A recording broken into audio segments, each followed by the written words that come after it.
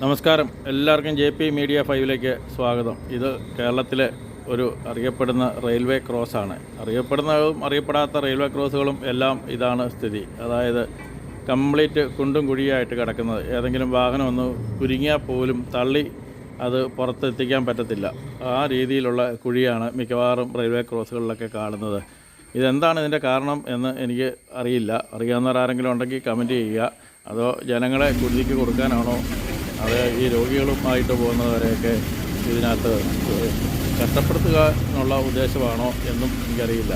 ഈ വഴി യാത്ര ചെയ്യുന്നവർക്ക് സുഖമായി യാത്ര ചെയ്യാനും അപകടരഹിതമാക്കാനും ആണ് നമ്മൾ ശ്രമിക്കേണ്ടത്. ഇത് റെയിൽവേ ക്രോസുകൾ മനഃപൂർവ്വം ഇത്രയും കുഴികൾ ഉണ്ടാക്കിയിടുന്നത് എന്താണെന്ന് അറിയാവുന്നവർ കമൻറ്റ് ചെയ്യുക.